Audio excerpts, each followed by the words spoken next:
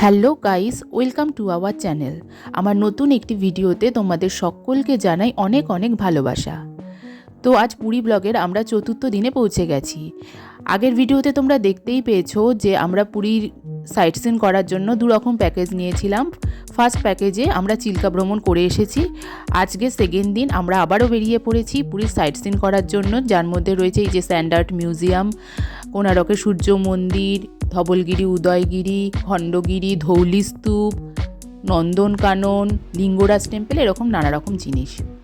তো প্রথমে তো বৃষ্টি আজকের দিনে বাদ দিয়েছিল, ভেবেছিলাম বেরোনোটাই হবে না, এত বৃষ্টি হচ্ছিল। তারপর বৃষ্টিটা একটু ধরাতে আমরা বেরিয়ে পড়েছিলাম। আর বেরিয়ে যদি না পড়তাম তাহলে হয়তো এই জিনিসগুলো মিসই করে যেতাম। দেখতে পাচ্ছ বালি দিয়ে কি অপূর্ব সুন্দর ভাস্কর্য তৈরি করেছে। এই যে ভাস্কর্যগুলো দেখছো এগুলো কিন্তু 15 দিন পর পর চেঞ্জ হয়ে যায়। তাই আজকে যেটা এখানে এখন দেখতে পাচ্ছ, হয়তো তোমরা যখন যাবে তখন এগুলো দেখতে পাবেও না, অন্য রকম জিনিস দেখতে পাবে। নানা রকম বালি দিয়ে খুব সুন্দর সুন্দর জিনিস তৈরি করেছে। তো প্রথমেই আমরা এই আর্ট মিউজিয়ামে এসে পৌঁছেছিলাম। এখানে সুন্দর অভিজ্ঞতা হয়েছে, অনেক সুন্দর। তবে বৃষ্টি দেখতে পাচ্ছ ভেজা, বৃষ্টি কিন্তু টিপটিপ করে পড়েই চলেছে। তবে বৃষ্টি পড়লে কি হবে, বৃষ্টি মাথায় নিয়েই আমরা ঘুরতে বেরিয়েছিলাম। সঙ্গে থাকো, দেখতে থাকো।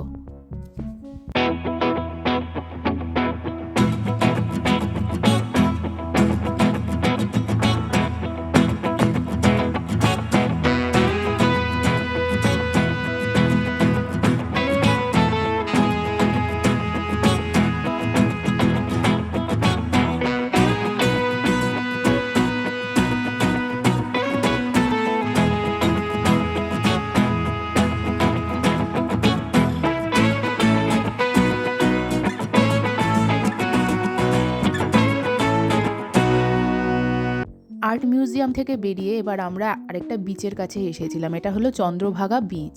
এই বিচটা অপেক্ষাকৃত একটু ফাঁকাই রয়েছে, খুব সুন্দর লাগছিল। ফাঁকা ফাঁকা তো একটু ভালো লাগছিল, সমুদ্রকে একটু ভালোভাবে দেখা যাচ্ছিল। পুরী বিচ যেমন খুব জনসমুদ্র থাকে, এই বিচটা ফাঁকা, ভালো লাগছিল। তো এই বিচে যখন এসে পৌঁছালাম তখন বৃষ্টিটা মানে নেই একেবারে। দেখো কি সুন্দর, একদম ফাঁকা, খুব ভালো লাগছিল। তো এখানে কিছুটা সময় আমরা কাটিয়েছিলাম। তবে হ্যাঁ, আমরা কেউ ভেবেছিলাম যে জলে আমরা পা ভেজাবো না, পা ভেজালে অসুবিধা আছে। কিন্তু ওই যে জল দেখলেই সবাই অন্যরকম অবস্থা, সবারই পা, জুতো, ইভেন প্যান্ট পর্যন্ত ভিজে গেছিলো। তো তবুও ভালোই লাগছিল, মজা করেছিলাম, ভালোই লাগলো। চন্দ্রভাগা বিচ থেকে বেরিয়ে এবার আমরা চলে আসলাম আমাদের নেক্সট গন্তব্য, সেটা হলো কোণারকের সূর্য মন্দির, এবং আমার একটি অন্যতম ফেভারিট জায়গা। তো এখানে মানে বহু পুরনো এবং প্রাচীন ওই মন্দিরটি রয়েছে। অনেক জায়গায় ভগ্নস্তূপে পরিণত হয়েছে, তবুও এর একটা আলাদাই মাধুর্য রয়েছে। সেই ইতিহাসের পাতায় পড়েছিলাম কোণারকের সূর্য মন্দিরের কথা, বড় বড় চাকার কথা। সেগুলো আজ নিজের চোখে সত্যি দেখতে পেরে খুব ভালো লাগছে, সত্যিই খুব ভালো লাগছে। তো আমরা এখানে সবাই এসে পৌঁছেছিলাম। এখানেও বৃষ্টিটা তখন ছিল না, ভালো লাগছিল। কারণ বৃষ্টিটা থাকলে ঠিক ঘুরে মজা পাওয়া যায় না, ভালোই লাগছিল।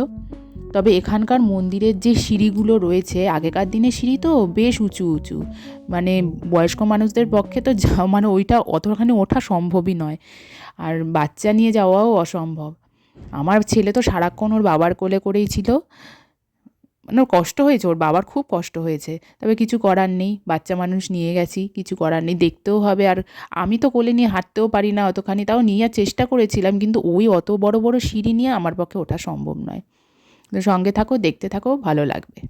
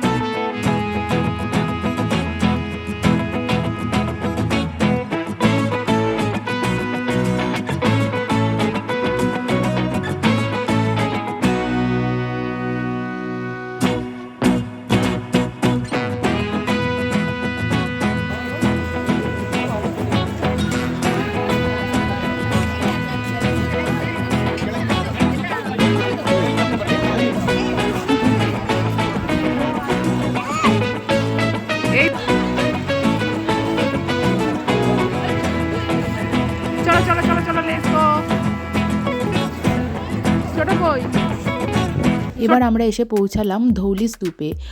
সম্রাট অশোক যখন কনিষ্ক যুদ্ধের ভয়াবহতায় মর্মাহত হয়ে যুদ্ধনীতি ত্যাগ করে ধর্মনীতি গ্রহণ করেছিলেন, তখন তিনি স্তূপটি তৈরি করেছিলেন। এটিও খুব অসম্ভব সুন্দর। তবে এখানে আসার সময় প্রচণ্ড বৃষ্টি ছিল এবং এখানকার সিঁড়িগুলোও প্রচণ্ড স্লিপারি, তাই সবাই যারা আসবেন সবাই সাবধানে আসবেন। এবং এখানেও খুব শান্তি বিরাজ করে, ভালোই লাগলো। এবং নেক্সট যেখানে আসলাম সেটা হলো লিঙ্গরাজ টেম্পল। 108টি শিবের মন্দির এখানে অবস্থিত। তবে এখানে আমরা সবাই আসতে পারিনি, বা আমার ছেলে, কাকা, ভাই, আমার হাজব্যান্ড সবাই গাড়ির ভেতরেই ছিল। আমরা কয়েকজন মাত্র এসেছিলাম, কারণ এই সময় প্রচণ্ড বৃষ্টি হয়েছিল। আর এই মন্দিরের ভেতর মোবাইল ফোন অ্যালাউ নয়, তাই ভেতরটা দেখানো সম্ভব হলো না।